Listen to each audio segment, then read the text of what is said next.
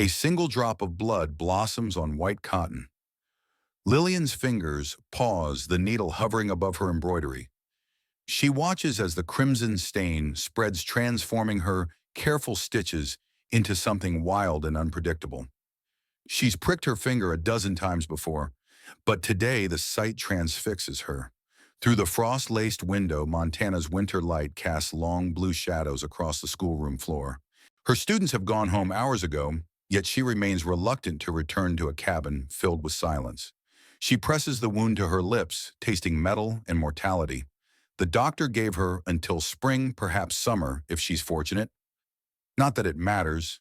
Time feels different when measured in heartbeats rather than seasons. Outside, snow begins to fall again, fat, unhurried flakes drifting like memories. Lillian watches them dissolve against the glass and wonders why, faced with her own ending, she feels not despair, but a curious anticipation, as if her life, long dormant, might finally be ready to bloom. The morning light struggled through the heavy clouds, casting a pale glow on the snow-covered valley. From the schoolhouse window, Lillian Ashford watched the children trudging through knee-deep snow, their breaths forming small clouds that dissipated in the frigid air. Her fingers, red and chapped, traced a small circle on the frosted glass. The warmth of her skin left a momentary imprint, only to be reclaimed by winter's persistent chill. Behind her, the pot-bellied stove crackled, fighting a losing battle against the draft that sneaked through the schoolhouse's weathered boards. Lillian pulled her shawl tighter around her shoulders and whispered a silent prayer for strength. The dull ache in her chest had returned, more insistent this morning than it had been for weeks. Not now. Please, not now. At 27, she had grown accustomed to negotiating with her failing body. The village doctor had diagnosed consumption 2 years ago, but something about his assessment never felt right to Lillian. The symptoms didn't quite match what she'd read in medical texts. Still, she kept this doubt to herself, along with the real intensity of her condition. If the town council knew how ill she truly was, they would replace her immediately. The school was all she had left. The first student to arrive was Alice Monroe, daughter of the local blacksmith. At 9 years old, she already possessed her father's determination and her mother's gentle spirit. "Good morning, Miss Ashford." The child's voice chimed like a bell in the quiet room.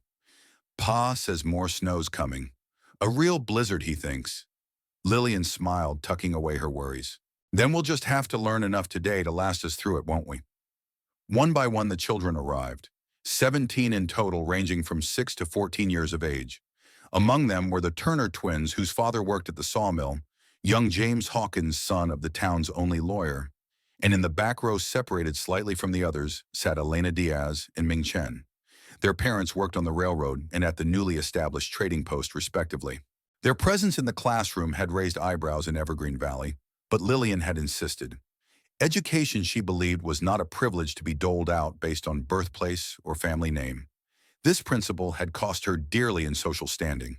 Invitations to town socials had grown scarce, and conversations at the general store often fell silent upon her entrance.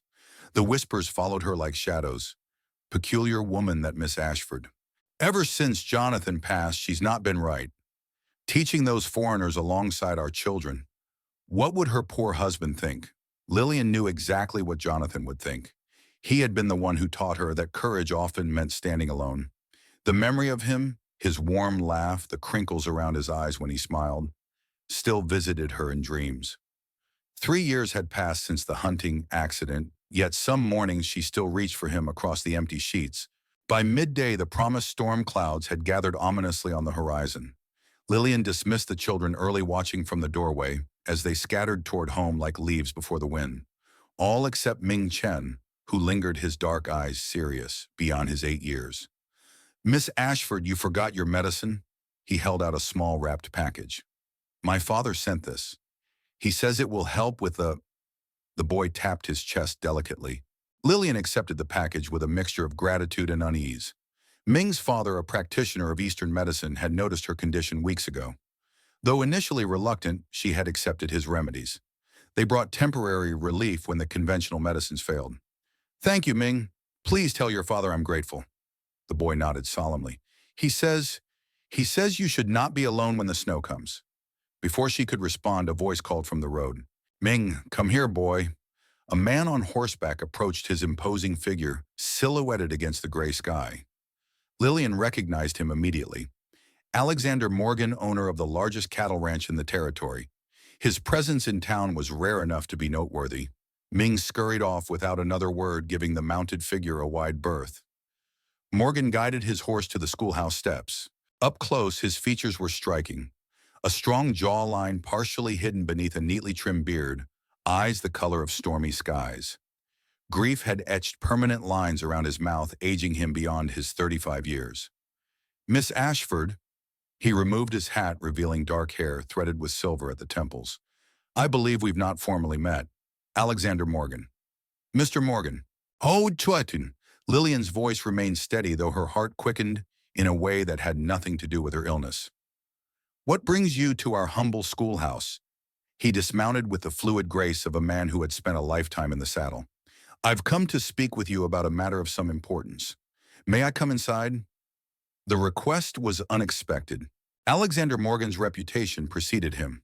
A man of few words and fewer social calls who had retreated into solitude after his wife's death 5 years earlier. Stories of his grief-driven isolation had become local legend. Lillian hesitated only briefly before stepping aside. Of course. Inside, Morgan stood awkwardly by the stove, his tall frame seeming too large for the modest space. He surveyed the room. The neat rows of desks, the maps and educational charts adorning the walls, the small shelf of worn books. I'll be direct, Miss Ashford. I've come to offer financial assistance for your school. Lillian blinked in surprise. I don't understand. It's simple enough.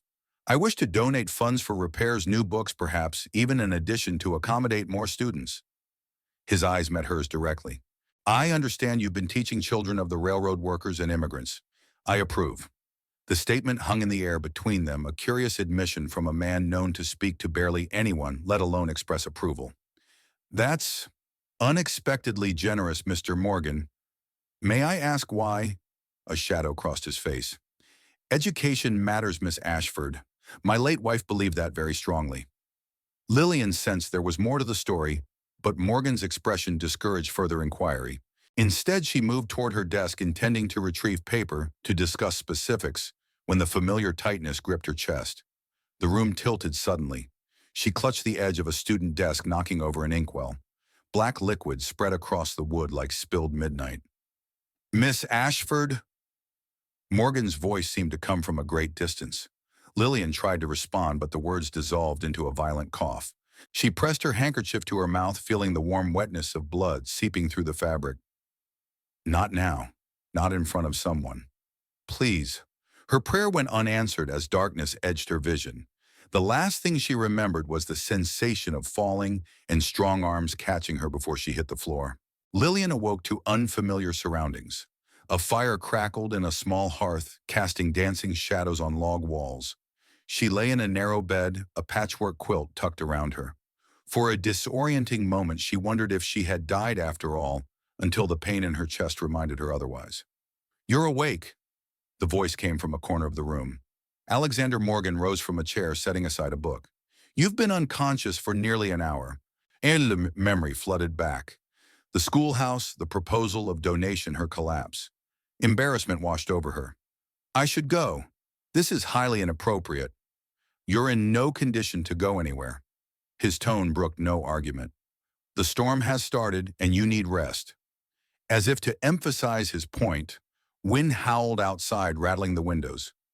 Lillian realized they must be in her small cabin at the edge of town.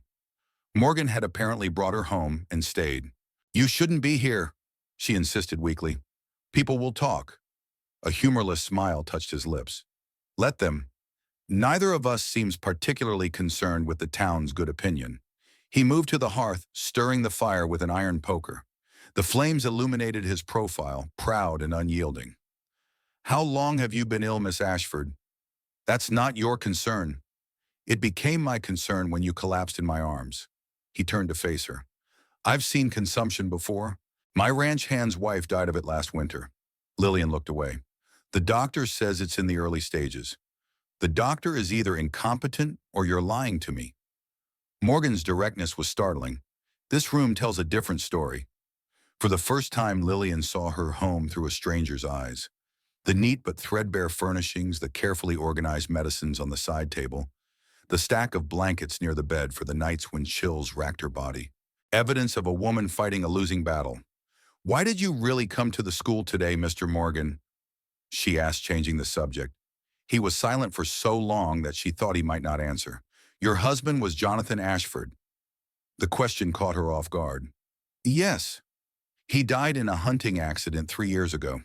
It wasn't a question, but she nodded anyway, the familiar ache of loss joining the physical pain in her chest.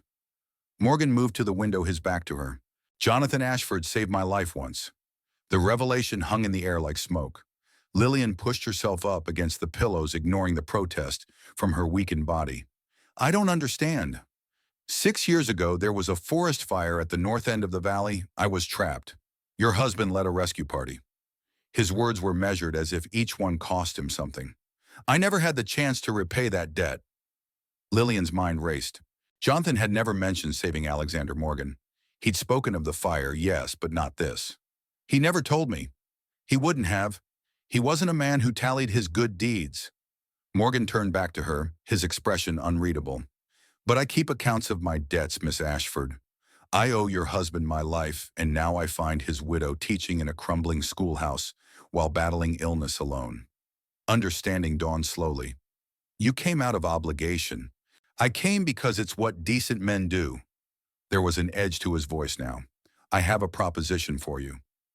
Lillian waited, suddenly aware of how vulnerable she was. Alone with a virtual stranger too weak to stand, as a blizzard isolated them from the world outside. "Come to my ranch. I need a teacher for the children there, the sons and daughters of my workers. Many are immigrant families who fear sending their children to town." He paused. "In exchange, you'll have proper care, better medicine than whatever concoction you've been using, and comfortable quarters."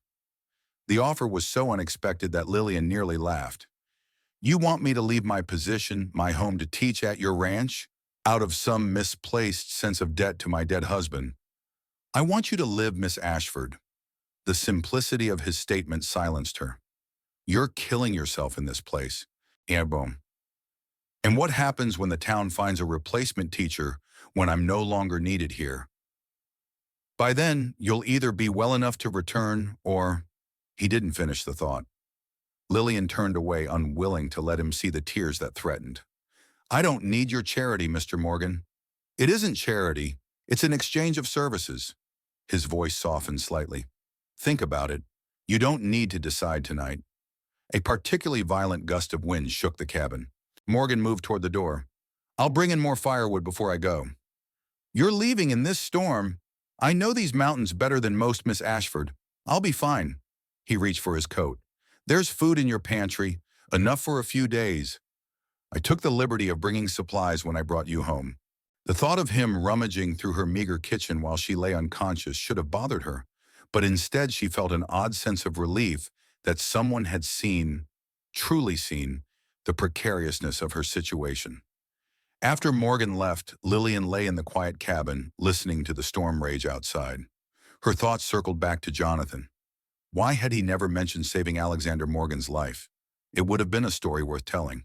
With effort, she rose from the bed and moved to the small trunk at its foot.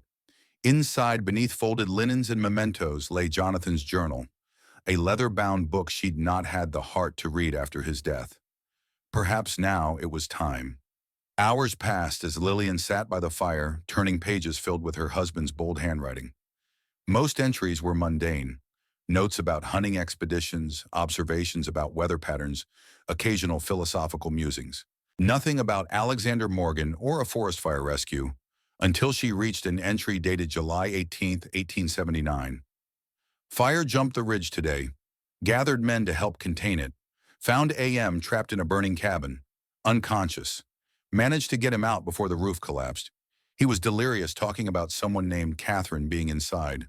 There was no one else. Got him to Doc Wilson, but not sure he'll make it. Burns are severe."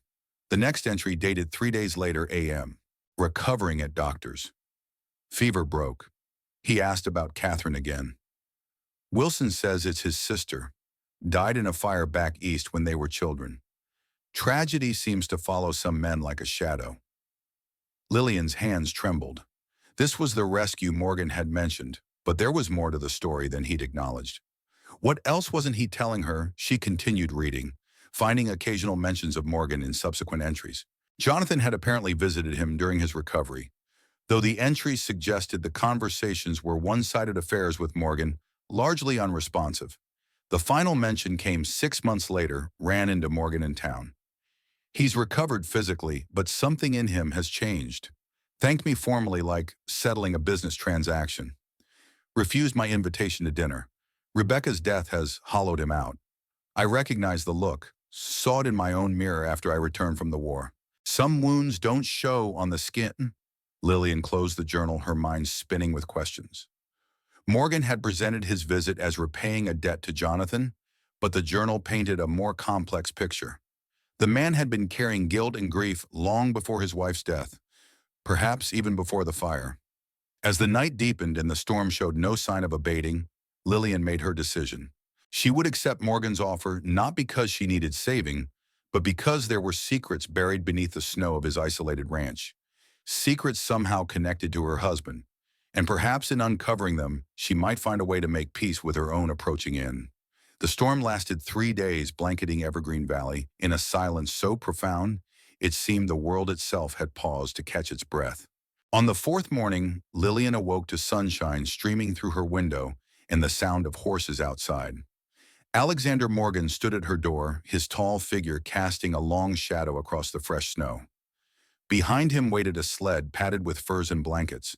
"Have you decided, Miss Ashford?" Lillian had spent the storm days carefully packing her meager belongings and writing letters.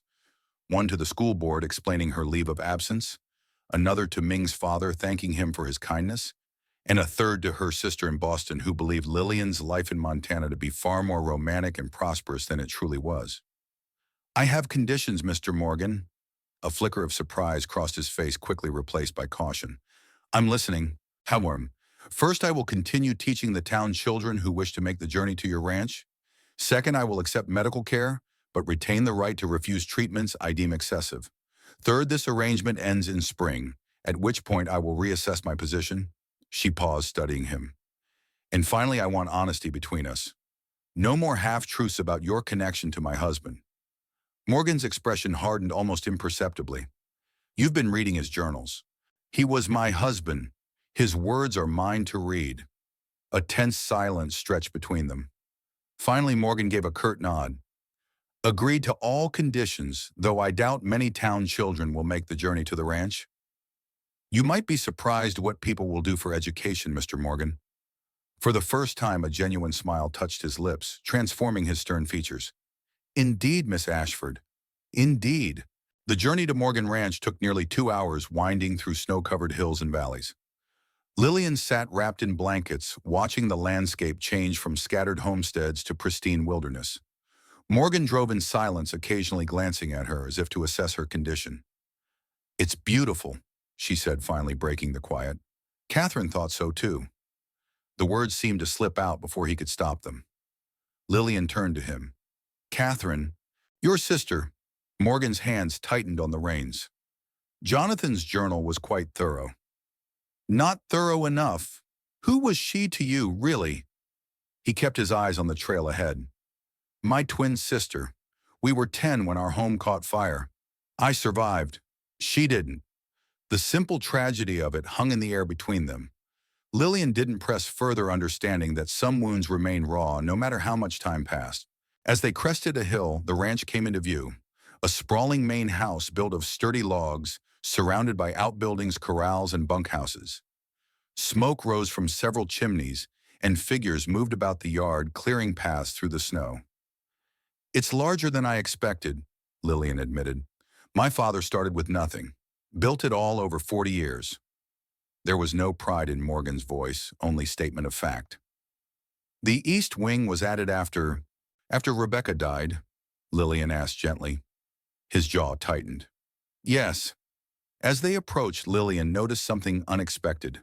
A greenhouse attached to one side of the main house, its glass walls foggy with condensation despite the surrounding snow. A greenhouse in Montana winters. For the first time, something like vulnerability crossed Morgan's features.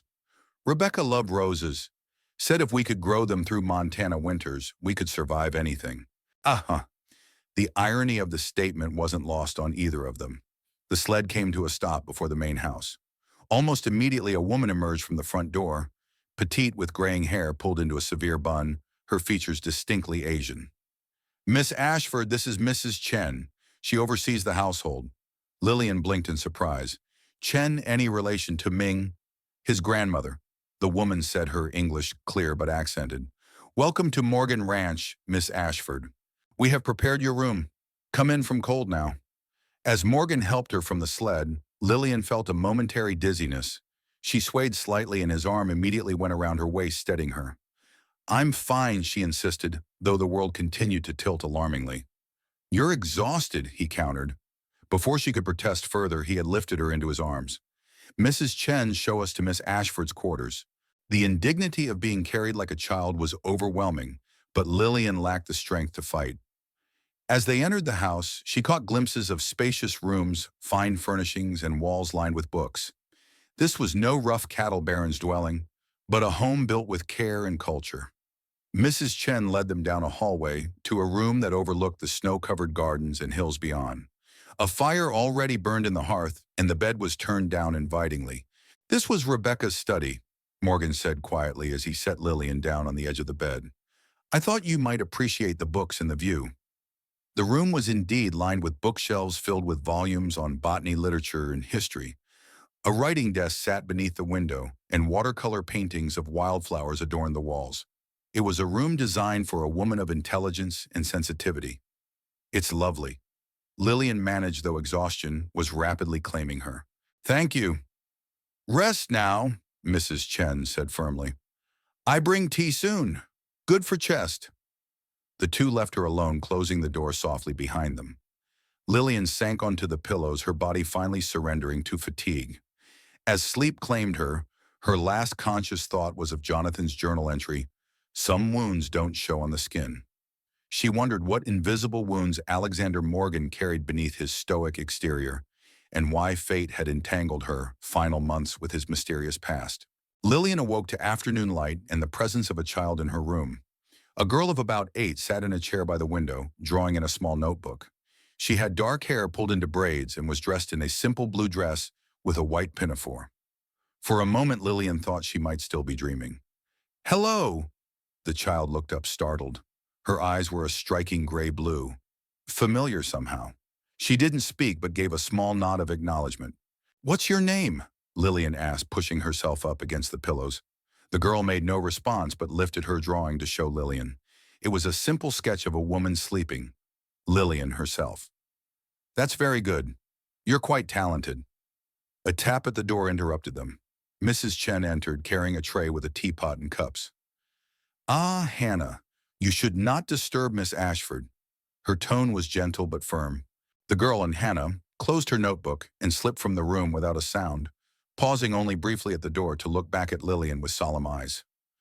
Who is she?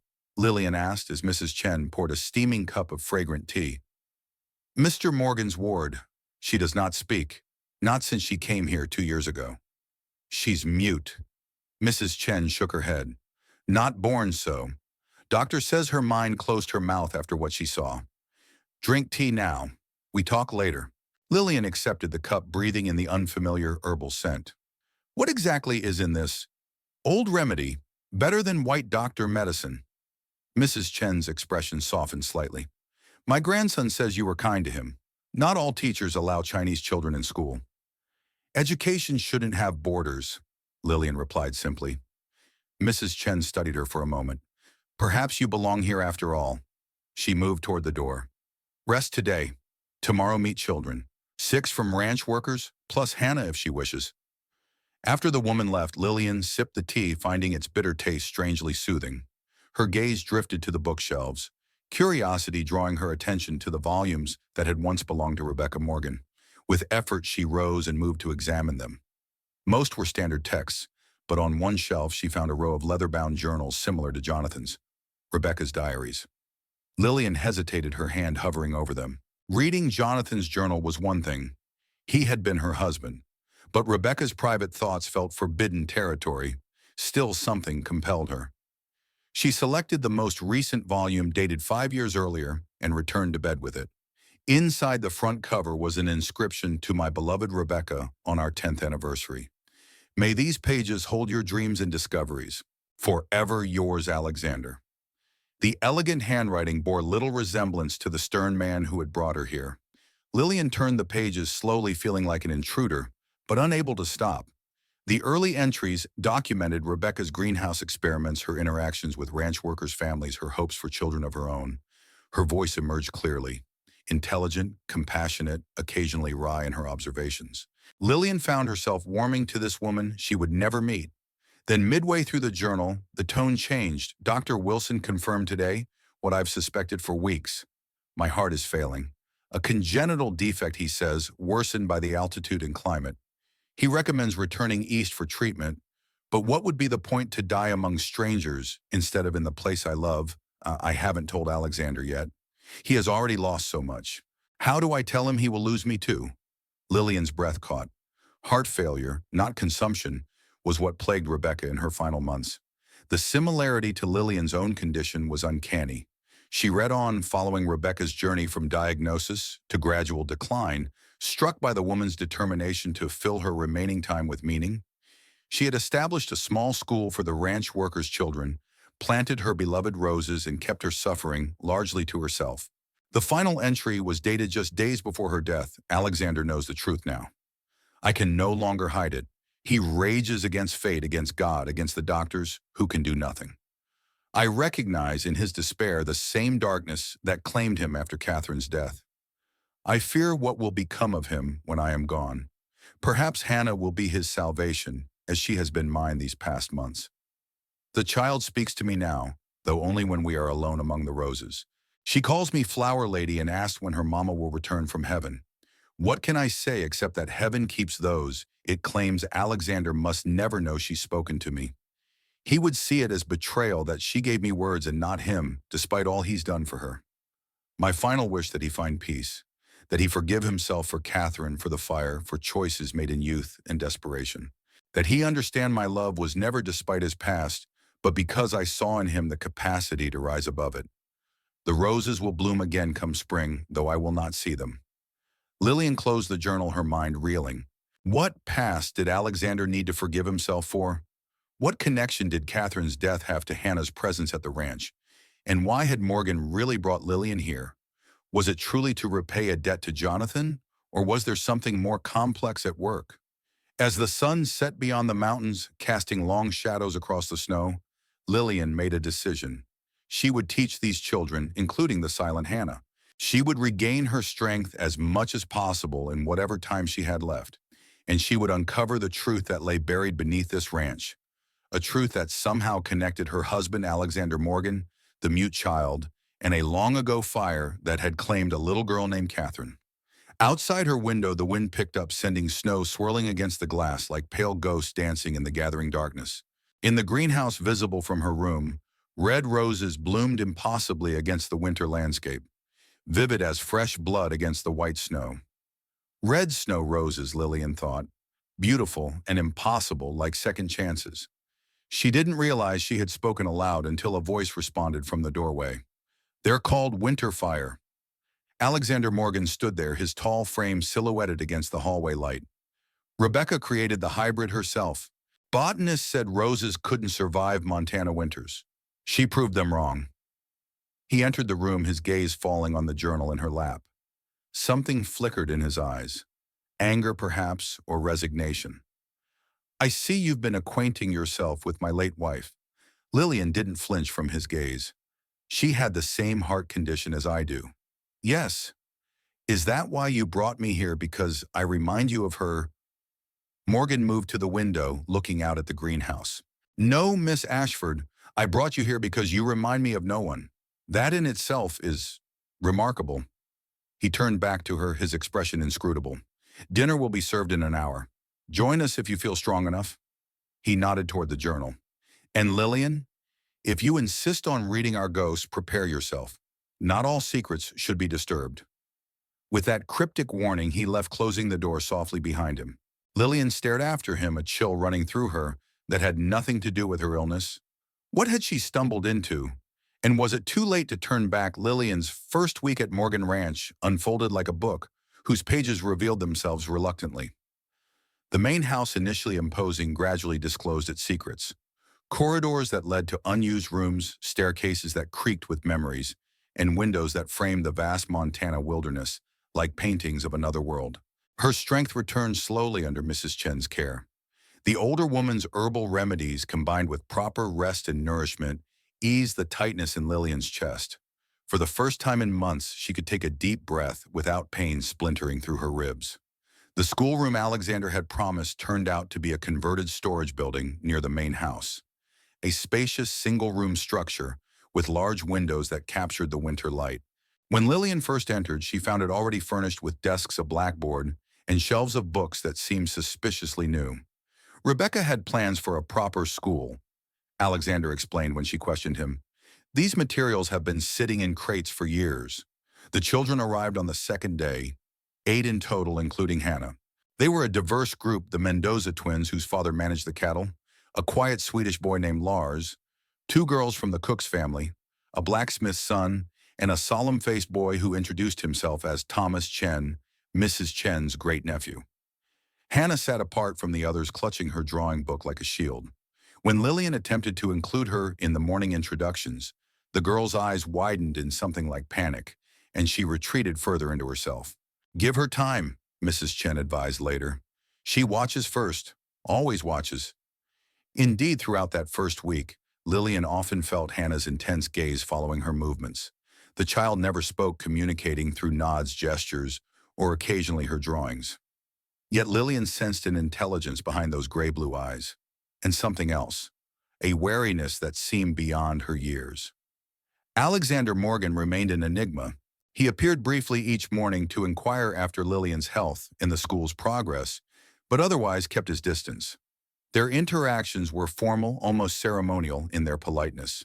Only occasionally did she glimpse something softer behind his reserve, a flash of genuine interest when she described a student's breakthrough, or a momentary vulnerability when Hannah entered a room. On the 7th day, as Lillian was concluding lessons, a blizzard descended upon the ranch with sudden ferocity. Wind howled around the schoolhouse and snow piled against the windows, transforming the afternoon into premature twilight. "We stay here tonight," Thomas Chen announced with the certainty of a child who had weathered many Montana winters. "When sky turns angry like this, we don't walk home." Lillian peered through the frosted glass, assessing the rapidly deteriorating conditions. "I'm sure Mr. Morgan will come for us soon." As if summoned by her words, the door burst open, bringing with it a swirl of snow and Alexander Morgan's imposing figure. "Everyone remain calm," he said, stamping snow from his boots. "The children will stay in the main house tonight. Miss Ashford helped them gather their things." His authority was absolute. Within minutes, they were trudging through knee-deep snow toward the main house, the children linked hand to hand in a human chain, with Alexander leading and Lillian bringing up the rear. The short distance had transformed into a perilous journey as visibility diminished to mere feet ahead. They had nearly reached the house when Lillian realized Hannah was no longer in the line. Panic surged through her. "Hannah!" she called, her voice swallowed by the wind. "Hannah's missing." Alexander turned sharply. "When she was just ahead of me." He didn't wait for her to finish. "Get the others inside. I'll find her." "I'm coming with you." "Absolutely not. Your health is not as important as that child," Lillian finished firmly. "Thomas, take everyone inside. Tell Mrs. Chen what's happened." Before Alexander could protest further, Lillian had turned back toward the schoolhouse, her shawl pulled tight against the driving snow. She heard him curse behind her, then his footsteps crunching through snow as he caught up. "She might have returned to the schoolhouse for her drawing book," Lillian shouted over the wind. "She never leaves it behind." Alexander nodded grimly, taking her elbow to steady her as they pushed against the gale. The landscape had transformed into a white void, disorienting in its uniformity.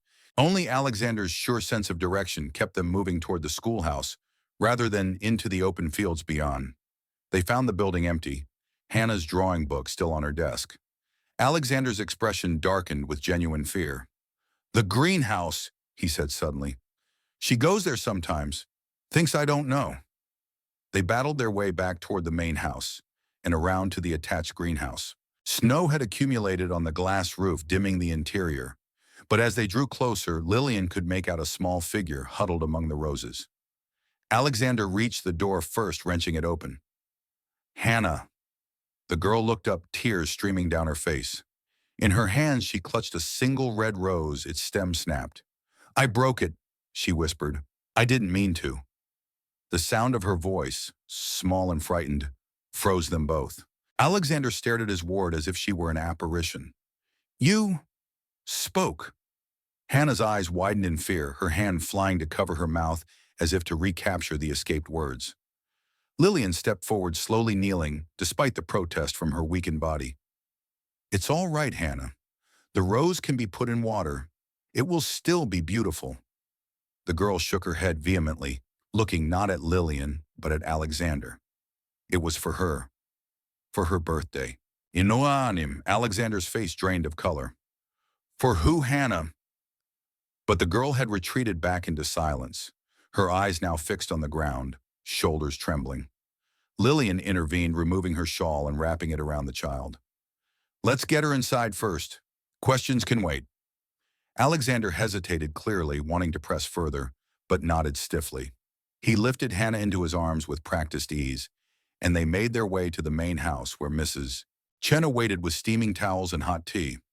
Hours later, after the children had been settled in various spare rooms, and the house had grown quiet save for the storm's continued assault, Lillian found Alexander in the library. He sat before the fire, a glass of amber liquid in his hand, staring into the flames as if seeking answers in their depths. She's asleep, Lillian said softly.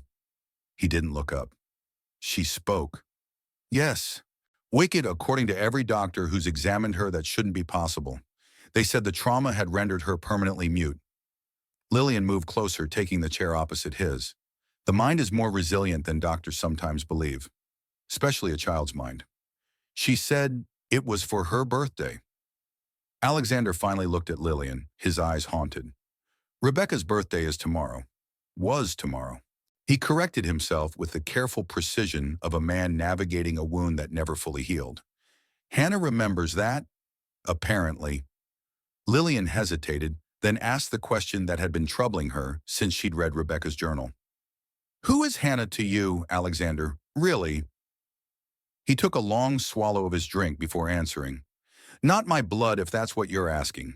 She was Rebecca's niece, her sister's child.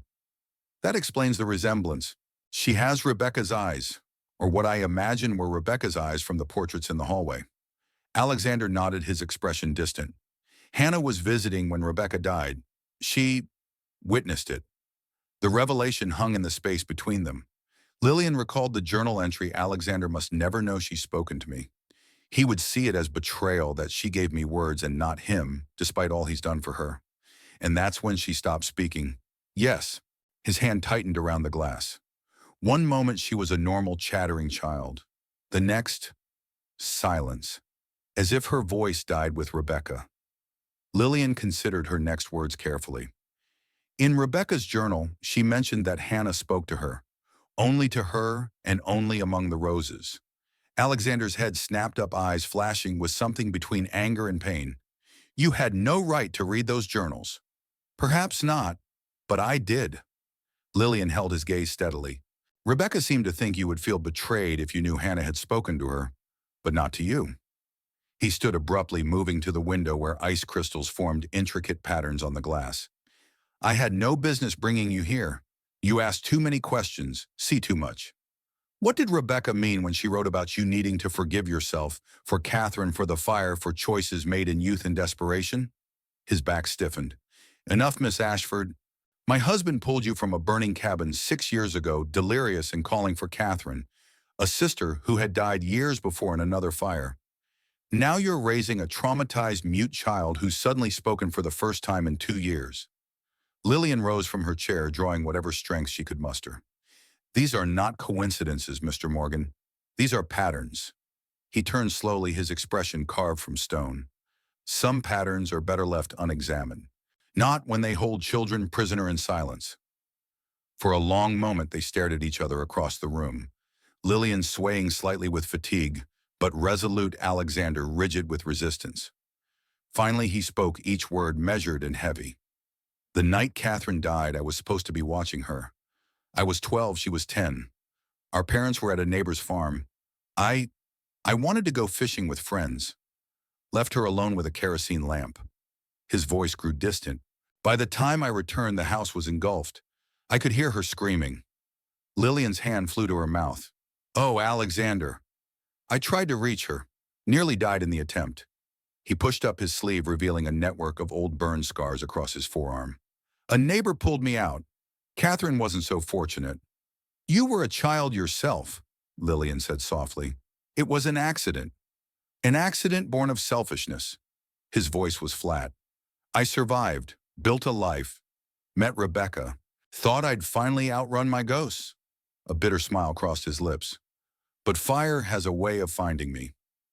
The cabin fire where Jonathan found you. Alexander moved back to his chair, refilling his glass with deliberate precision. 6 years ago, a man came to the ranch looking for work. I hired him without asking many questions, a policy I've since reconsidered. His name was Michael Winters. On a show. The name meant nothing to Lillian, but she sensed its significance from the way Alexander's voice changed. He worked here for nearly a year, good with horses, kept to himself. Then one day Rebecca found him teaching Hannah how to ride. Something about him disturbed her. She asked questions, discovered he'd been using a false name. Alexander paused. His real name was Michael Evans. He was Hannah's father. Lillian blinked in surprise. Rebecca's brother-in-law, former brother-in-law, Elizabeth, Rebecca's sister, had divorced him years earlier, citing cruelty and threatened violence. He'd lost all parental rights but harbored resentments. When he learned Hannah was visiting us, he came with a plan to reclaim her. What happened? Alexander's eyes grew distant. I confronted him. Thing escalated. We fought in one of the outbuildings. A lantern broke. Fire spread quickly. He drew a shuddering breath. I was knocked unconscious. Would have died if your husband hadn't led the search party when smoke was spotted from town. And Michael Evans, dead in the fire, along with any proof of who he really was or why he'd come. Alexander looked at her directly. The official report called it an accident. Jonathan knew better but kept my secret. I've often wondered why. Because he understood, Lillian said quietly. Jonathan fought in the war. He knew what it was to carry impossible choices. Alexander nodded slowly. Perhaps, but the pattern you've identified is correct, Miss Ashford. Fire follows me, takes those in my care. He set down his glass with finality. Now you know why bringing a sick woman to this house was perhaps the cruelest kindness I could offer. The implication hung between them, that Lillian might be the next victim of his cursed pattern, that her illness might be hastened under his roof as Rebecca's had been. I don't believe in curses, Mr. Morgan. Lillian's voice was gentle but firm. Only in choices and their consequences. A philosophical stance that offers little comfort when standing before a fresh grave. Is that what you fear, that I'll die here like Rebecca did? His eyes met hers with unexpected vulnerability. I fear that Hannah will lose another woman she's beginning to care for. I fear that I've brought you here out of selfish motives dressed as altruism. And yes, I fear finding you breathless and blue-lipped as I found my wife. The raw honesty of his admission caught Lillian off guard. Before she could respond, a small sound came from the doorway. They turned to find Hannah standing there in her nightgown, her drawing book clutched to her chest. You should be in bed, Alexander said, his voice instantly softening. The girl padded into the room, her bare feet silent on the carpet. She approached Lillian first, opening her drawing book to a new sketch. A woman lying in a bed of roses, eyes closed, peaceful in eternal sleep. Rebecca, unmistakably. Hannah. Alexander began, his voice strained. Why? The child turned the page to another drawing, a cabin engulfed in flames, a man's figure barely visible through the windows. Alexander went very still. You remember, Hannah nodded, her solemn eyes never leaving his face. You saw? Another nod. Did you hear what he said before the fire? Hannah hesitated, then slowly, deliberately nodded a third time. Alexander's voice dropped to a whisper. What did he say, Hannah, please? For a long moment, the only sound was the crackling fire and the storm raging outside. Then in a voice so small, it might have been imagined, Hannah spoke. He said I belonged to him, that you stole me, that Mama died because of you. She swallowed hard. He said he'd burn everything you loved. Lillian felt her heart constrict at the child's words. Alexander had gone deathly pale. That's why you stopped speaking, he asked gently. Because of what he said, Hannah shook her head. I stopped because I heard Aunt Rebecca talking to him that night, before you came. She said, the girl's voice faltered. She said I was really yours. That Mama lied about who my father was. That's why you took me in. Because I'm really your daughter. The revelation seemed to physically strike Alexander. He staggered slightly, bracing himself against a bookshelf. Hannah, He looked to Lillian helplessly, then back to the child. I didn't know. Not until Rebecca told me the day she died. Is it true? Hannah's voice strengthened, demanding truth. Yes. The words seemed torn from him. Years before Rebecca and I met, I knew your mother briefly. When she married Michael, she let everyone believe the child was his. Perhaps she thought it would give you a more stable life than a cattle rancher with a troubled past could provide. Did my mother die because of you? No. Alexander knelt before her, his hands hovering uncertainly before settling on her small shoulders. Elizabeth died of fever. Nothing to do with me or Michael. But Rebecca discovered the truth somehow and confronted Michael with it the night of the fire. That's what sparked his rage. Hannah absorbed this, her young face working through complex emotions no child should have to navigate. So you're really my father. And that man? The one in the fire? He wasn't. Yes. And Aunt Rebecca knew before she died? She did. Alexander's voice softened. She loved you very much, Hannah. As do I. The girl closed her drawing book, holding it tight against her chest like armor. Is that why I can't leave because I'm yours now? The question seemed to wound Alexander deeply. You are not a possession, Hannah. You never were. If you wish to leave, if there's somewhere else you'd rather be, I would not stop you. Where would I go? For the first time, the child sounded exactly her age, small and lost and afraid. You belong here, Lillian interjected gently, with your father. But belonging is not the same as being trapped. You're here because you're loved, Hannah, not because you're owned. The girl looked between them, her young mind visibly processing this distinction. Finally, she stepped forward and with the hesitancy of someone testing thin ice, leaned against Alexander. After a moment of shock, his arms came around her in a careful embrace. Lillian withdrew quietly, leaving father and daughter to their fragile reconciliation. As she closed the library door behind her, she felt both lightened by the truth finally spoken and burdened by its implications. Rebecca had discovered Hannah's true parentage and paid for that knowledge with her life, however indirectly. The pattern Alexander feared was real, but its origins lay not in supernatural curse, but in buried secrets. In her room, Lillian found Mrs. Chen waiting, a steaming cup in her weathered hands. You heard? Lillian asked, unsurprised. Walls have ears. Old women have sharp ones. Mrs. Chen handed her the cup. Drink. Storm not over yet. Lillian accepted the tea, recognizing the familiar herbal scent. You knew about Hannah. Suspected. Rebecca confided some before she died. The older woman's face softened. Child speaks now. Good sign. Yes, though what she's revealed is hardly comforting. Truth rarely is. Mrs. Chen moved to turn down the bed. But necessary like bitter medicine. Apantom. As Lillian prepared for sleep, her mind raced with the day's revelations. Hannah was Alexander's biological daughter. Michael Evans had threatened to burn everything Alexander loved before dying in the fire. And Rebecca had died knowing secrets that had festered in silence for years afterward. Yet questions remained. Why had Rebecca waited until her deathbed to tell Alexander about Hannah's parentage? What had she written in the journals Lillian hadn't yet read? And most troubling, what had really happened the night of Rebecca's death? The storm's intensity seemed to match Lillian's internal turmoil. Wind battered the windows, and snow piled in drifts that would isolate the ranch for days to come. Within this frozen cocoon, more truths would inevitably emerge. Some perhaps that would challenge everything Lillian thought she knew about Alexander Morgan, her late husband, and even herself. She drifted into uneasy sleep, dreaming of fires that consumed everything they touched and roses that bloomed impossibly in snow, their petals as red as freshly spilled blood. Dawn broke clear and cold, the storm having exhausted itself overnight. Lillian woke to sunlight streaming through frost-patterned windows and the distant sound of activity as the ranch began digging itself out from beneath the snow. She dressed carefully, her body still weak but stronger than it had been in town. Mrs. Chen's remedies, whatever they contained, had eased the constriction in her chest and allowed her to breathe more freely.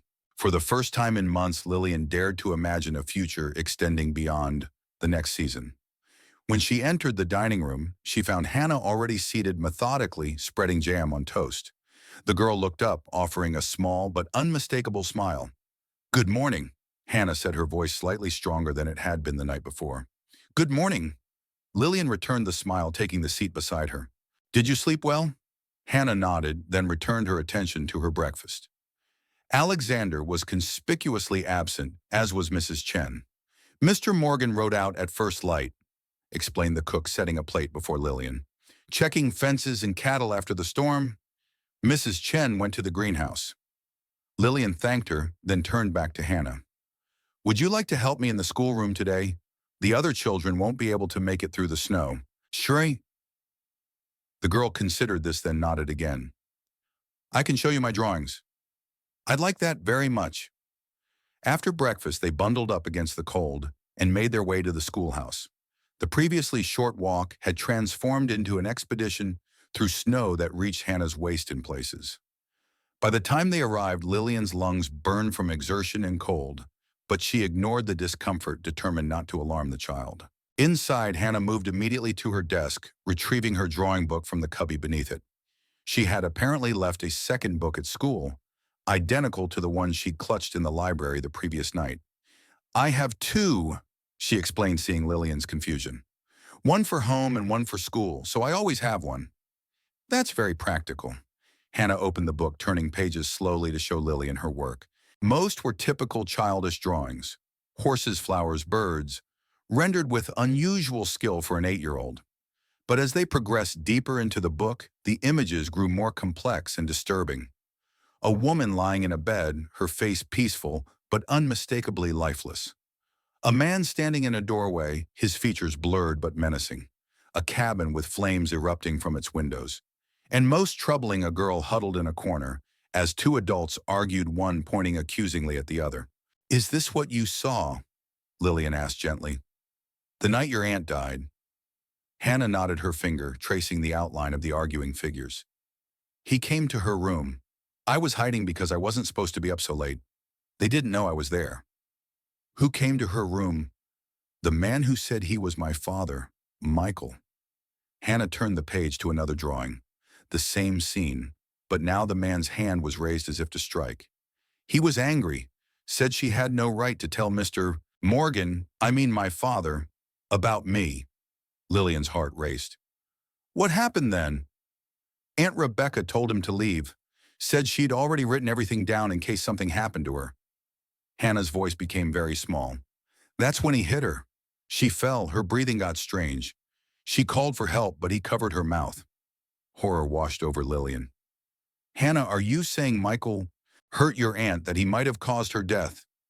The girl nodded, tears filling her eyes. "I wanted to help, but I was scared. By the time I ran to get Mr. Morgan, she wasn't breathing anymore." She looked up at Lillian, her expression haunted. "The doctor said her heart failed, but it was him, wasn't it? He made her heart stop." Lillian pulled the child into a gentle embrace, mind reeling. Rebecca hadn't simply died of heart failure. She had been attacked, possibly murdered by Michael Evans, and Hannah had witnessed it all. "Did you tell Alexander, your father, what you saw?" Hannah shook her head against Lillian's shoulder. "I couldn't speak, and I was afraid. Michael said if I told, he'd hurt me too. Then the fire happened, and I thought God punished him for what he did to Aunt Rebecca." "Oh, Hannah." Lillian stroked the child's hair, heart breaking for everything she had endured. "It wasn't your fault. None of it. Is that why I couldn't speak? Because I was afraid? Perhaps. Or because what you saw was so terrible, your mind protected you by closing away the words. Hannah pulled back, wiping her eyes. But I can speak now. Yes, you can. Because of you. The child's directness was startling. You make me feel safe. The simple statement pierced Lillian's heart. What cruel twist of fate had brought her here to form an attachment to this wounded child when her own time was so limited? Yet she couldn't bring herself to regret it. We should tell your father what really happened to Rebecca, Lillian said gently. He deserves to know the truth. Hannah stiffened slightly. Will he be angry that I didn't tell before? No, sweetheart. He'll understand why you couldn't. Lillian brushed a strand of hair from the girl's face. Sometimes the truth is like these winter roses. It can bloom even after being buried in snow for a very long time. The child considered this, then nodded with a solemnity that seemed far beyond her years. We'll tell him together. As they gathered Hannah's drawings as evidence of what she had witnessed, Lillian couldn't shake a growing sense of foreboding. The pattern Alexander feared wasn't a curse or coincidence. It was something far more tangible. Someone had deliberately targeted those he loved. Rebecca had been killed not by her failing heart, but by Michael Evans's rage at being exposed. Jonathan had saved Alexander from a fire set deliberately by a vengeful man. And now Lillian herself had stepped into this tangled history, forming bonds with both Alexander and Hannah that made her potentially the next target. But who would be the threat now with Michael Evans dead? As she helped Hannah into her coat, Lillian glanced out the schoolhouse window at the vast snow-covered landscape surrounding the isolated ranch. For the first time, the endless white expanse felt not peaceful but threatening, a blank page upon which new violence could be written at any moment. The journey back to the main house felt longer than their trip to the schoolhouse, as if the revelations contained in Hannah's drawings had somehow stretched the physical distance. Lillian held the child's hand tightly, her mind racing with implications of what she'd learned. Rebecca hadn't simply died of heart failure. She had been attacked, possibly murdered. And Hannah had witnessed it all, carrying that terrible knowledge in silence for 2 years. As they approached the house, Lillian spotted Alexander returning from the northern pastures, his tall figure mounted on a black stallion that pushed valiantly through the deep snow. She raised her hand in greeting, and he altered his course to meet them, dismounting with fluid grace despite the treacherous footing. You shouldn't be out in this cold, he said to Lillian, concern evident in his voice. His gaze shifted to Hannah, softening immediately. Good morning, little one. Good morning, Father, Hannah replied, the word clearly unfamiliar on her tongue. Alexander's face registered shock, then a profound emotion that transformed his features. He knelt in the snow before her, apparently oblivious to the cold seeping through his trousers. You called me Father, Hannah nodded solemnly. That's who you are. He swallowed visibly. Yes, I am. Lillian watched the exchange with a mixture of joy and trepidation, knowing that the moment's sweetness would soon be overshadowed by what they had to share. Alexander, she said gently, Hannah has something important to show you. Something about Rebecca. His expression grew guarded. What about Rebecca? Not here. Lillian glanced meaningfully at Hannah. Inside. Understanding dawned in his eyes. He nodded, rising to his feet and taking the reins of his horse. Let me stable midnight first. Meet me in the library in 15 minutes. As they entered the warmth of the house, Mrs. Chen intercepted them, her watchful eyes taking in Hannah's solemn expression and the drawing book clutched to her chest. Truth coming out today, she asked quietly. Yes, Lillian confirmed. Will you join us? Hannah might need your strength. The older woman nodded, following them to the library where a fire already blazed in the hearth. Hannah settled into a chair unusually still, her eyes fixed on the flames, as if rehearsing what she would say. When Alexander entered, his hair still damp from melted snow, the room fell into expectant silence. He took the chair opposite Hannah, leaning forward with his elbows on his knees, making himself less imposing. What do you need to tell me, Hannah? The girl looked to Lillian for reassurance, then opened her drawing book to the pages depicting Rebecca's final moments. One by one, she laid them on the table between them, creating a visual narrative that needed little explanation. Alexander's face drained of color as he studied each image. When he spoke, his voice was barely a whisper. You saw this. You were there when Rebecca... Hannah nodded. I was hiding in the wardrobe. I couldn't sleep. I heard voices. Michael came to her room. Yes, he was angry about you, about me. Hannah's voice trembled slightly. Aunt Rebecca told him she had written everything down in her journals, that you would know the truth if anything happened to her. Alexander's eyes darted to Lillian, who nodded imperceptibly. She had read part of Rebecca's journals, but clearly not the final entries that might have detailed these revelations. What happened next, Hannah? He asked, his voice gentle, despite the tension evident in his posture. He hit her. Here. The child touched her own chest, just above her heart. She fell back on the bed. Her breathing got strange. She tried to call for help, but Hannah's voice faltered. He put his hand over her mouth. She stopped moving. A sound escaped Alexander, half growl, half moan, as the full implication sank in. He killed her. The doctor said her heart failed, Lillian reminded him softly, because a man struck her directly over an already weakened heart. Alexander's hands had clenched into fists, and then he prevented her from calling for help or taking her medication. Mrs. Chen, who had remained silent until now, spoke from her position by the door. Miss Rebecca's medicine was missing that night. I could not find it when I came to her room. He took it, Lillian asked. Or hid it, Alexander said grimly, ensuring she couldn't be revived. He turned back to Hannah, visibly struggling to gentle his voice. Why didn't you tell anyone what you saw? The girl's eyes filled with tears. I tried to scream, but no words came out. And then he saw me. Before he left the room, her small body began to tremble. He said if I ever told, he would come back for me, that no one would believe me anyway.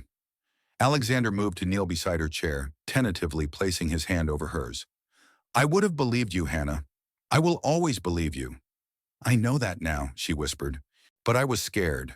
And then the words just went away, like they were locked in a box I couldn't open. Lillian felt her heart constrict at the child's description of her trauma. But you found the key eventually. Hannah nodded, looking up at her. When I saw you in the greenhouse with the roses, you reminded me of her, but not in a scary way. What happened after Rebecca died? Lillian asked Alexander. With Michael Evans, his jaw tightened. He stayed on at the ranch. I had no reason to suspect him of anything. The doctor confirmed Rebecca's heart had failed, which was expected given her condition. Bitterness laced his words. Evans even offered condolences, played the role of grieving former relative perfectly. Until, Lillian prompted, sensing there was more to the story, until I found Rebecca's final journal entry 3 months after her death. I'd avoided her journals, but that night, he shook his head as if still bewildered by the sequence of events. That night I felt compelled to read her words. She had written about Hannah, about her true parentage, about her suspicions that Evans had discovered the truth and might pose a danger. Hannah looked up. That's when you confronted him when the fire happened. Yes. Alexander returned to his chair, the weight of memory evident in his movements. I found him in the north cabin packing his things. He didn't deny it when I accused him of knowing about Hannah. Instead, he laughed, said Rebecca had told him everything. His voice hardened. Said he planned to take Hannah away that night, that no one would question a father's right to his child. But he wasn't my father, Hannah said with unexpected fierceness. No, he wasn't. Alexander's gaze grew distant. I told him he would never touch you, that I would die before letting him take you from me. A bitter smile twisted his lips. He said that could be arranged. Mrs. Chen moved forward, placing a weathered hand on Alexander's shoulder. No need to tell all today.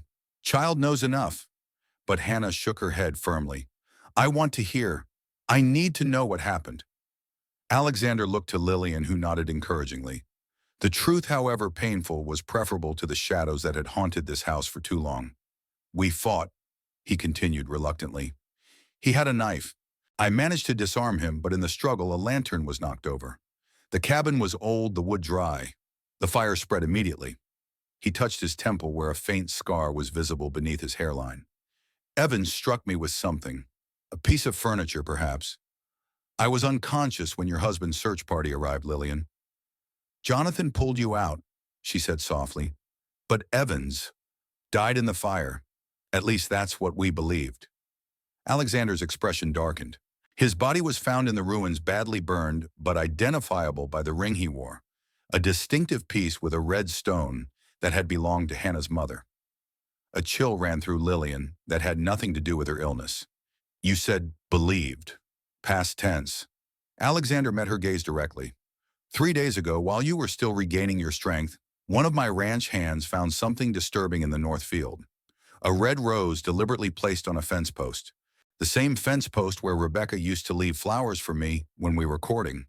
Coincidence, perhaps, Lillian suggested, though a sense of foreboding had already taken root. Perhaps. But yesterday, while you were teaching, another rose appeared, this time on the doorstep of the main house. And with it this. He reached into his pocket, withdrawing a small object that he placed on the table. It was a ring, silver with a distinctive red stone. Hannah gasped, shrinking back in her chair. That's his ring, the one he always wore.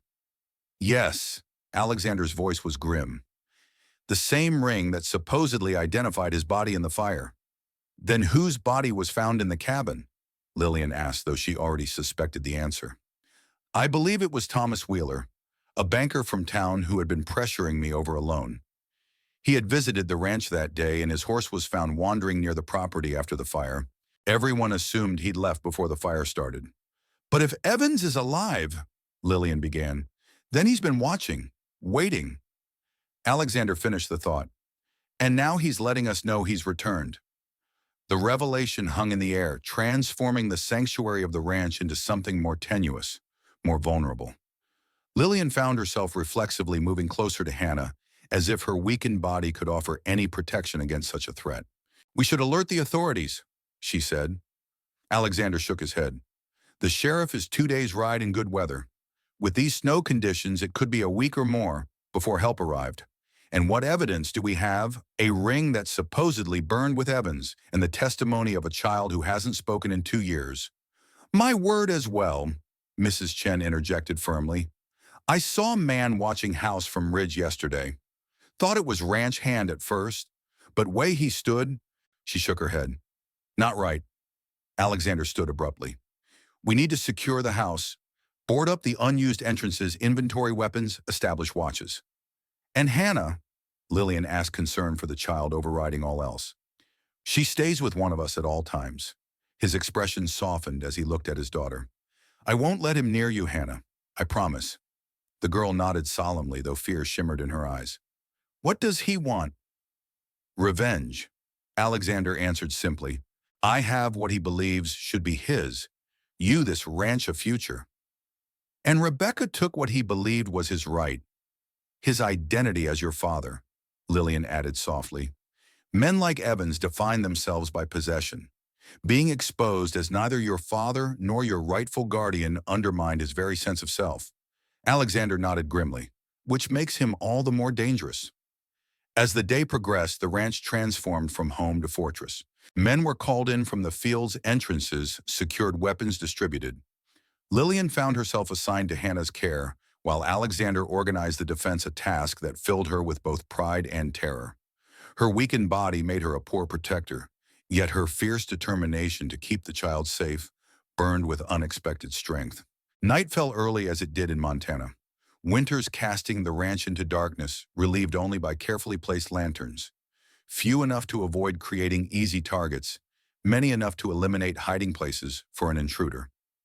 Lillian sat with Hannah in the girl's bedroom, reading aloud from Little Women, while the child sketched idly her drawings, now mercifully free of the terrible scenes she had earlier depicted. A soft knock at the door revealed Mrs. Chen with a tray of supper and tea.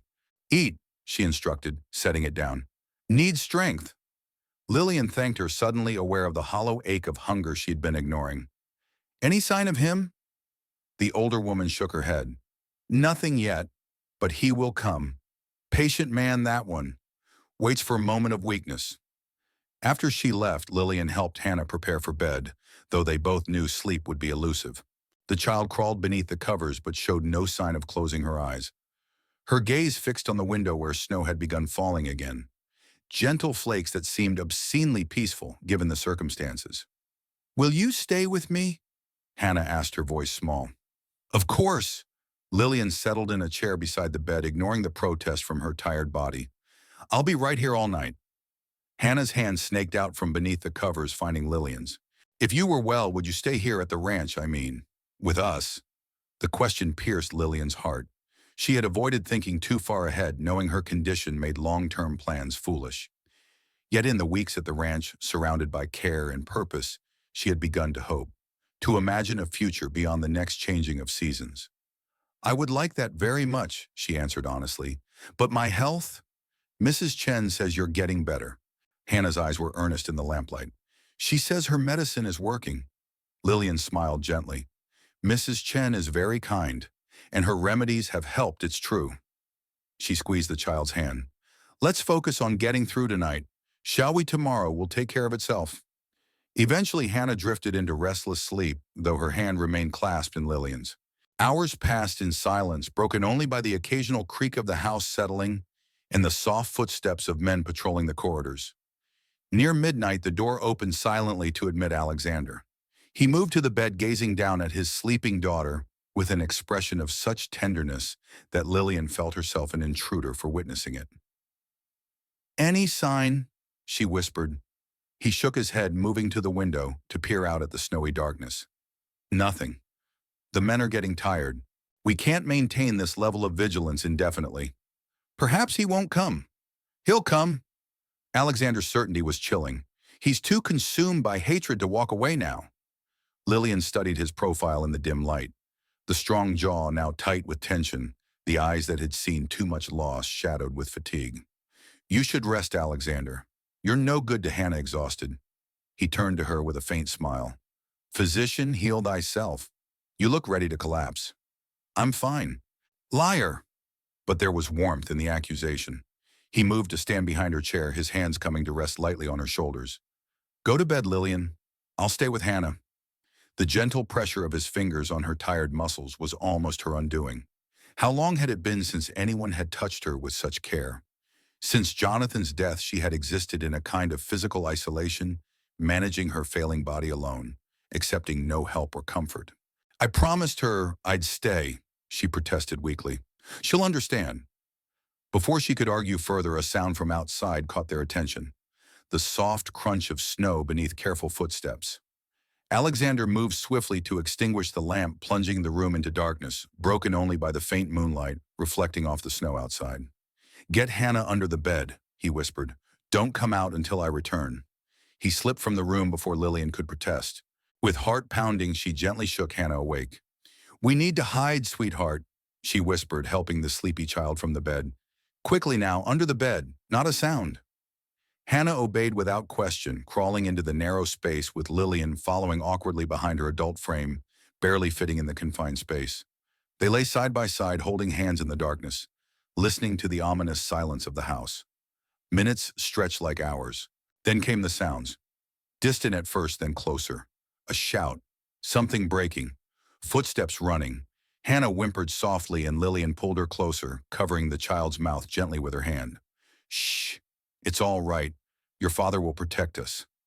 More sounds, a gunshot that made them both jump, followed by the crash of breaking glass somewhere in the house. Voices raised in alarm. Then alarmingly closed, the sound of their bedroom door opening. Boots crossed the floor slowly, deliberately. Not Alexander's familiar stride. They stopped beside the bed and Lillian held her breath, pressing Hannah's face against her shoulder to muffle any sound. I know you're under there. The voice was rough, unfamiliar. Come out now and I won't hurt you. Make me drag you out, and it gets unpleasant. Lillian felt Hannah trembling against her. Her mind raced, calculating what chance they might have if they ran for the door. Slim to none, she concluded with her weakened body and the child's small legs. Last chance, the voice warned. Then I start shooting through the mattress. Making her decision, Lillian whispered in Hannah's ear. Stay here, no matter what. Don't make a sound. Before the child could protest, Lillian pushed herself out from under the bed, rising to face Michael Evans for the first time. He was a rangy man with a weather-beaten face and cold eyes. One side of his face bore the puckered scars of severe burns, twisting his features into a permanent sneer. He held a revolver pointed casually at Lillian's chest. Well now, he said, sounding almost disappointed, you're not the little girl. She's not here, Lillian lied steadily. Alexander took her to town yesterday after we found your calling card. Evans tilted his head, studying her. You're the new woman, the school teacher? His eyes narrowed. The dying one, from what I hear. Nyabitim. Lillian lifted her chin.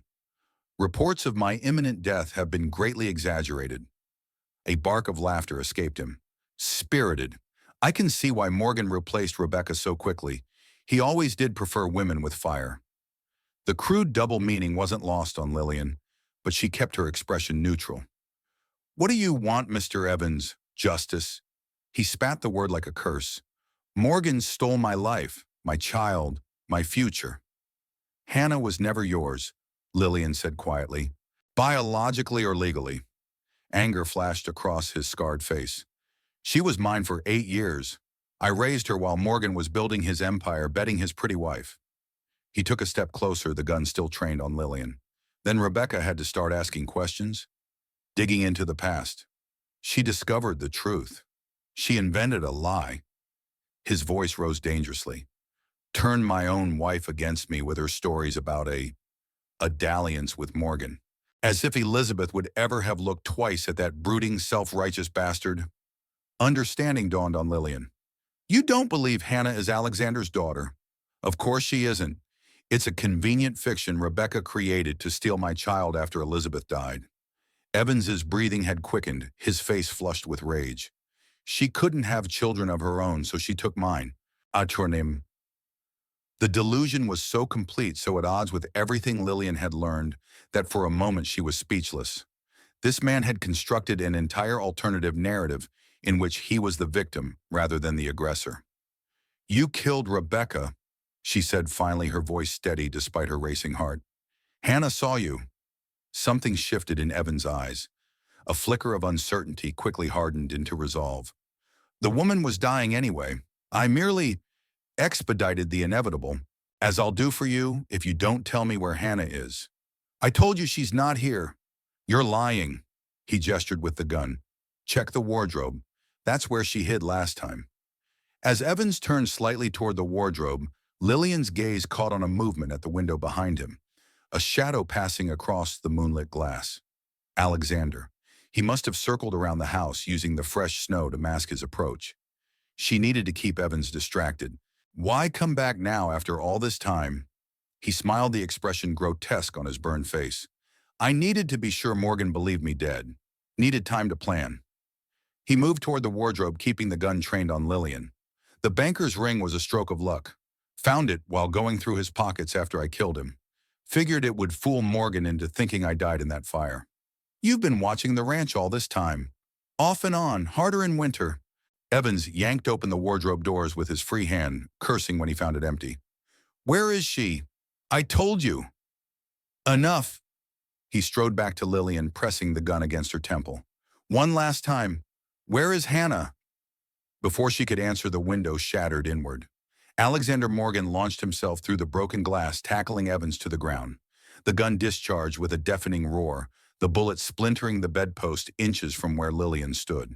The two men grappled on the floor, a desperate silent struggle. Despite the years and injuries, Evans fought with the strength of madness, landing several crushing blows to Alexander's ribs. But Alexander had the advantage of health and righteous fury, finally pinning Evans beneath him, hands locked around the other man's throat. Alexander, stop, Lillian cried, seeing the murderous intent in his eyes.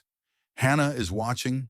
The child had indeed emerged from beneath the bed and stood transfixed by the violent tableau before her. The sight of her seemed to penetrate Alexander's rage. His grip loosened slightly, allowing Evans to draw breath. She's mine! Evans wheezed, his eyes fixed on Hannah with terrible hunger. Tell him, Hannah. Tell him I'm your real father.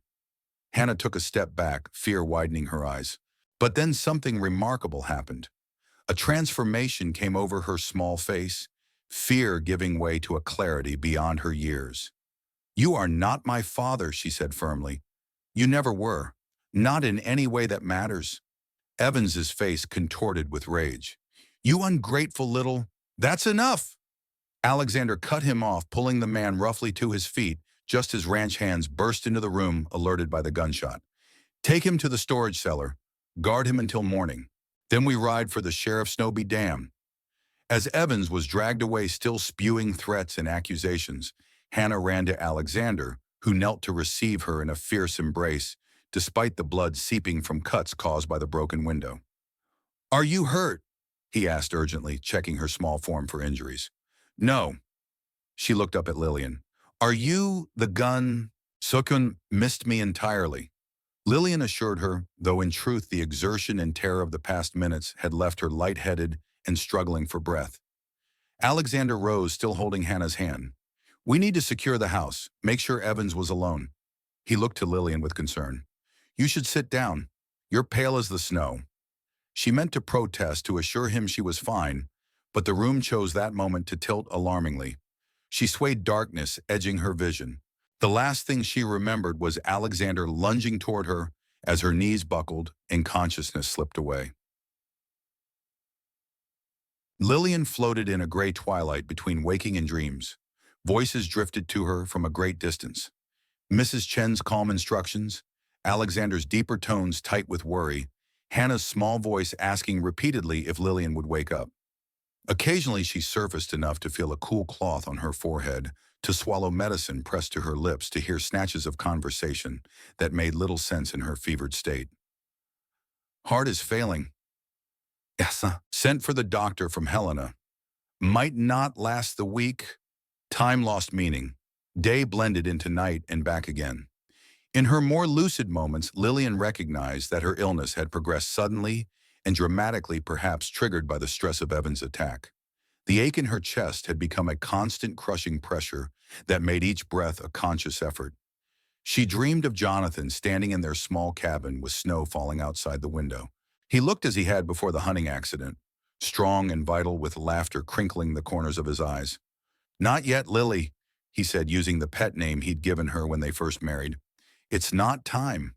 "I'm tired," she told him. "So tired of fighting." "Then don't fight alone."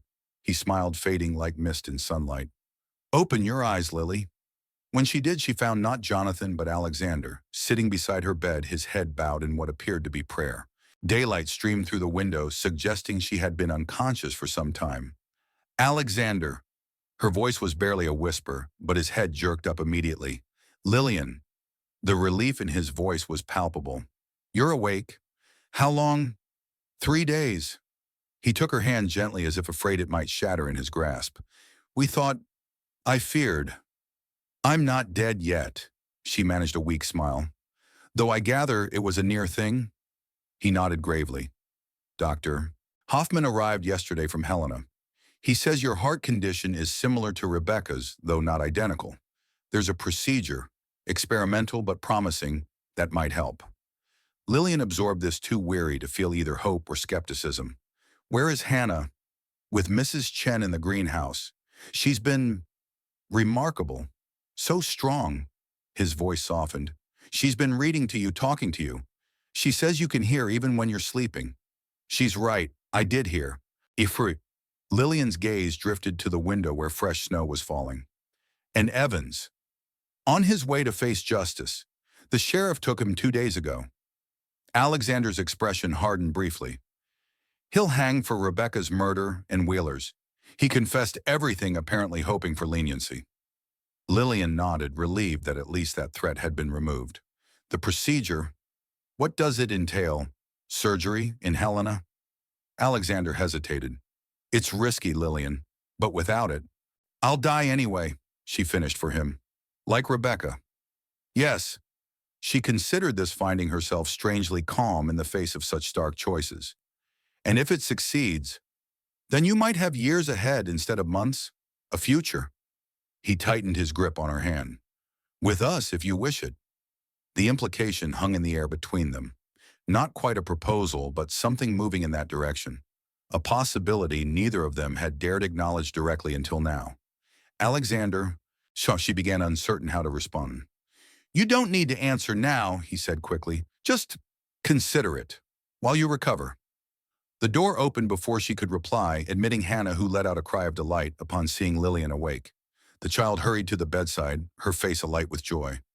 "You're back," she exclaimed, climbing onto the bed with careful movements that suggested Mrs. Chen had instructed her on how to behave around an invalid. "I knew you would be." Hello, sweetheart. Lillian's smile, genuine warmth spreading through her despite her weakness. I hear you've been reading to me. Hannah nodded earnestly. Every day, Mrs. Chen says people can hear even when they're in the in-between place.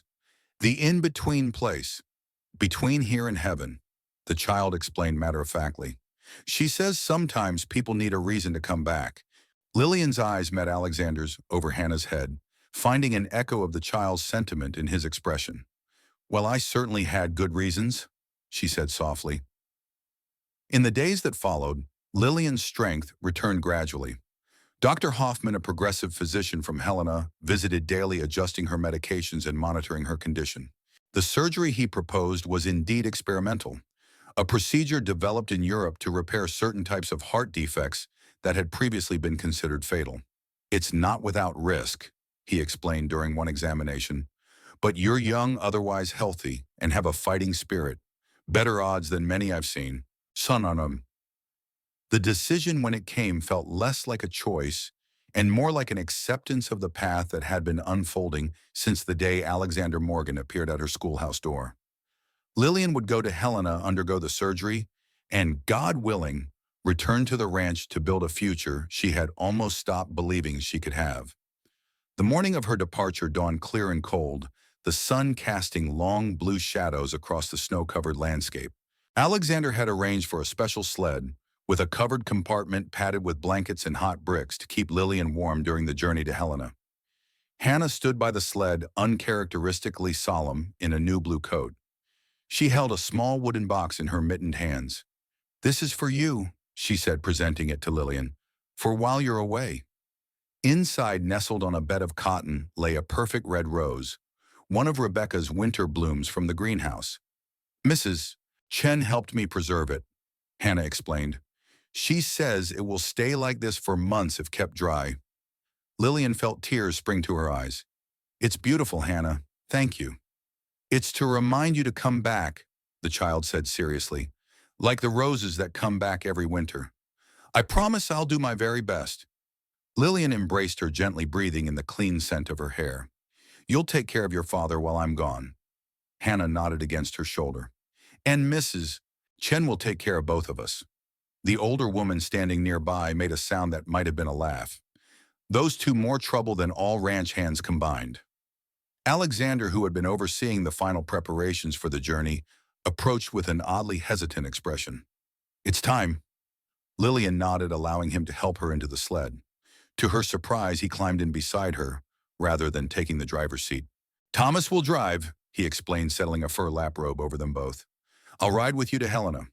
But the ranch can manage without me for a few weeks." His tone brooked no argument. "I'm not sending you alone, Lillian." As the sled pulled away from the ranch, Lillian looked back at the figures growing smaller with distance. Hannah waving vigorously, Mrs. Chen standing straight and dignified beside her, the ranch hands raising their hats in farewell. The scene imprinted itself on her heart. Not a final goodbye, she prayed, but a promise of return. Beside her, Alexander sat in companionable silence, his solid presence both comforting and grounding. After a while, he spoke, his voice low against the hush of snow beneath the runners. "I found something in Rebecca's greenhouse yesterday, something I think she intended me to see eventually." He reached into his coat, withdrawing a small leather-bound book. "Her last journal, the one I thought lost in the aftermath of her death." Lillian took it carefully. "Have you read it?" "Yes." His expression was complex, grief mingled with something like peace. She knew she was dying long before the end. The heart condition, it was advancing rapidly. The doctors had given her less than a year. That's why she accelerated her plans for the school, Lillian realized. Why she was so determined to tell you the truth about Hannah. Alexander nodded. She wrote that she wanted to set right what could be mended before her time ran out. He smiled faintly. She also wrote about you. Me, but we never met. Not directly, but Jonathan had spoken of you. After the fire, when I was recovering, he visited often. Talked about his remarkable Lily, who was waiting for him back east. Alexander's gaze was warm with memory. Rebecca wrote that if anything happened to her, I should seek out Jonathan Ashford's widow, who she believed would understand what it meant to love beyond reason or limit. The revelation stole Lillian's breath more effectively than her illness ever had. She match-made us from beyond the grave. In a manner of speaking, Alexander looked almost sheepish. I didn't make the connection when I first heard your name in town. It was only when I saw Jonathan's name on the school register as a benefactor that I realized who you were. By then, you had already established your reputation as a teacher who accepted all children regardless of background. So you came to the schoolhouse because I owed Jonathan a debt, yes, but also because Rebecca had written that if I ever found myself alone with Hannah, I should remember the teacher who saw beyond boundaries. He reached for her hand beneath the laprobe. I didn't expect to find you half dead of the same condition that took Rebecca. I didn't expect, he faltered. To care again, Lillian suggested gently. To find hope, he corrected. To discover that the world hadn't ended with Rebecca's death, much as it felt that way. That Hannah could speak again, laugh again. That I could, he struggled visibly with the words, that I could imagine a future different from the one I'd resigned myself to. Lillian turned her face to the endless white landscape, understanding exactly what he meant. Since Jonathan's death, she had existed rather than lived, going through the motions of a life while preparing for its premature end. Even her teaching, meaningful as it was, had been a way of leaving some small mark before departing. When I came to the ranch, she said slowly, I thought it was to die with dignity away from pitying eyes. I never imagined it might be where I learned to live again. Alexander's hand tightened around hers. Then we've given each other the same gift. As the sled carried them toward Helena, in the uncertainty that waited there, Lillian felt a strange sense of peace. Whatever happened in the operating theater, whether she awakened to more years or slipped away to join Jonathan in whatever lay beyond, she had already received a miracle. She had found connection when she expected isolation, hope, when she had prepared for despair and love, when she had resigned herself to solitude. In her lap, Hannah's preserved rose glowed vivid red against the pristine white of the snow-covered world. A reminder that life could bloom in the most unlikely circumstances, that beauty could persist against impossible odds, that spring always inevitably followed winter. Dr. Hoffman's surgical theater in Helena was state-of-the-art by frontier standards.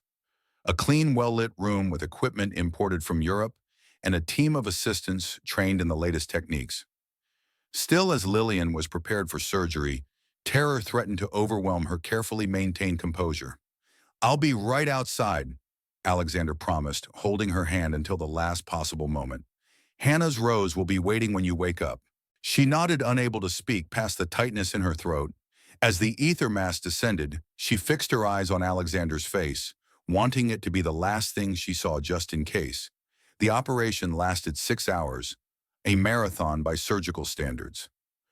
Twice Lillian's heart faltered under the strain, requiring heroic measures to restart. Alexander, waiting in an anteroom with Hannah's rose clutched in his hand like a talisman, heard only fragments of the drama unfolding behind the closed doors. Urgent voices, the clatter of instruments, once a cry of alarm that made his blood run cold. When Dr. Hoffman finally emerged, his face was gray with fatigue, but his eyes held cautious optimism. She survived the procedure, he said simply.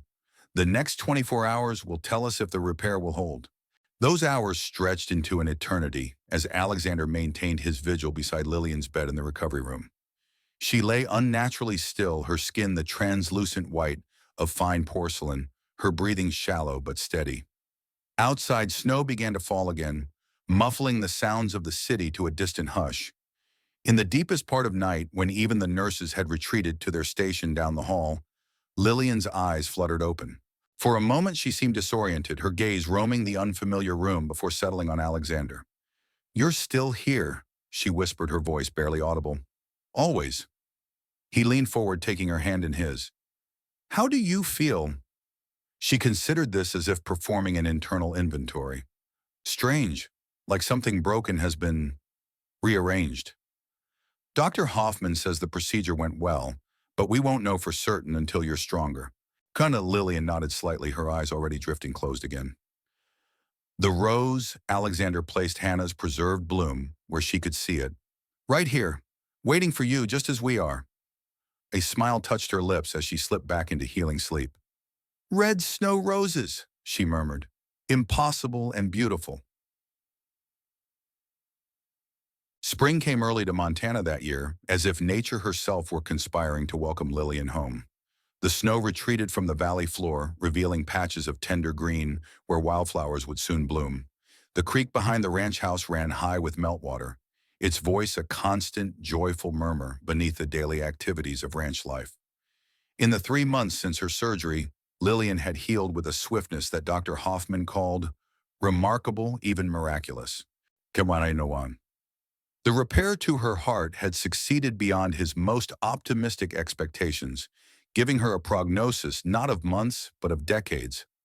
A normal lifespan provided she took reasonable care. She stood now in Rebecca's greenhouse, which had gradually become her own domain during her convalescence. The winter roses were finishing their bloom, their petals beginning to drop like crimson tears onto the earthen floor. But alongside them, spring varieties were beginning to bud. Pink, yellow, and white blossoms that would soon transform the glass-enclosed space into a riot of color and scent. Mrs. Chen says you're to come in for tea, Hannah announced, skipping into the greenhouse with the easy energy of a child who had shed heavy burdens.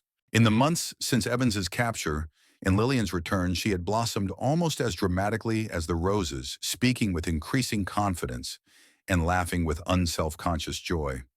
Tell her I'll be there shortly, Lillian replied, smiling at the girl who had become so dear to her.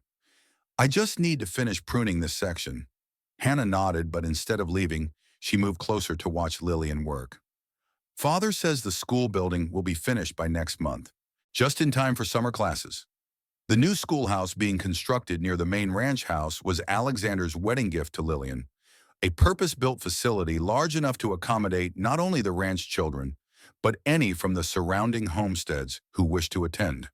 It represented both a new beginning and a continuation of the legacy Rebecca had envisioned years earlier. Your father is a man of his word, Lillian agreed, setting aside her pruning shears and removing her gardening gloves. There, that's enough for today. As they walked back to the main house together, Hannah slipped her hand into Lillian's with the easy familiarity that had developed between them. Will you be a Morgan when you marry, Father? Or will you keep Ashford? The question asked with a child's directness caught Lillian by surprise. I hadn't really thought about it. In truth, she had been wrestling with this very question in private. To become Lillian Morgan seemed in some way a betrayal of Jonathan, yet to remain Lillian Ashford might suggest a hesitation about her commitment to Alexander and the new life they were building together. You could be both, Hannah suggested practically. Lillian Ashford Morgan. Then you'd keep a piece of your first husband while still being part of our family. Lillian felt her heart swell with love for this perceptive child. That's a very wise suggestion, Hannah. I think I might do exactly that. They found Alexander waiting on the porch, his tall figure silhouetted against the afternoon sun. He had changed in the months since Evan's capture. The perpetual tension he had carried for years had eased, allowing glimpses of a lighter, more playful nature that Hannah clearly inherited. There are my favorite ladies, he called as they approached. Mrs. Chen threatens dire consequences if we're late for tea again. Hannah giggled, releasing Lillian's hand to race up the steps to her father. She said she'd feed your portion to the pigs if you made her wait. A terrifying prospect indeed. Alexander lifted the child easily, spinning her one seat before setting her down again. Go help her set up, will you? I need a moment with Miss Ashford. When Hannah had disappeared inside, Alexander turned to Lillian with an expression that still made her pulse quicken in a way that had nothing to do with her mended heart. You look flushed, he observed, concern immediately replacing the warmth in his eyes. Are you feeling unwell? I'm perfectly fine, she assured him, climbing the steps to stand beside him. Just thinking about the future. His expression softened. Our future. Yes. Yarishu. She looked out over the ranch, taking in the new schoolhouse under construction, the freshly painted outbuildings, the garden plots being prepared for summer planting. It's strange, isn't it? How life circles back on itself. How so? A year ago, I was preparing to die alone in that little cabin. Now I'm planning a wedding, a school. She hesitated, still cautious about speaking the hope aloud. A family. Alexander's arm slipped around her waist, drawing her against his side. Doctor, Hoffman says there's no reason you can't have children if we're careful. I know. It just seems impossible, like roses blooming in snow. Yet they do bloom, he reminded her, gesturing toward the greenhouse where Rebecca's winter roses continued their improbable display. Despite all odds, Lillian leaned her head against his shoulder, feeling the steady strength of him alongside her own newfound vitality. Hannah suggested I become Lillian Ashford Morgan, to honor the past while embracing the future. Wise beyond her years, our daughter. The phrase "our daughter" was still new to his tongue, but it brought a visible contentment to his features. What do you think? I think, Lillian said slowly, that Rebecca would approve, and Jonathan too, perhaps. They brought us together in their way. Alexander's voice held reverence rather than grief. Led us to this place through paths we would never have chosen for ourselves. The spring breeze carried the scent of thawing earth and new growth of possibilities waiting to unfold. From inside the house came the sounds of Hannah's laughter and Mrs. Chen's muted admonishments. The ordinary music of family life that had once seemed forever beyond Lillian's reach. "Shall we go in?" Alexander asked, offering his arm with formal gallantry that made her smile. "Before Mrs. Chen makes good on her threats?" In a moment, Lillian turned to face him, fully reaching up to touch his cheek with gentle fingers. "I just want to remember this, exactly as it is." His eyes, which had once reminded her of storm clouds, now held the clear light of mountain skies after rain. "We have time, Lillian, all the time in the world." As they entered the house together, Lillian carried with her the image of red roses against white snow, a symbol of the impossible made manifest of life, persisting against all odds of love, finding its way through the darkest winters into unexpected spring.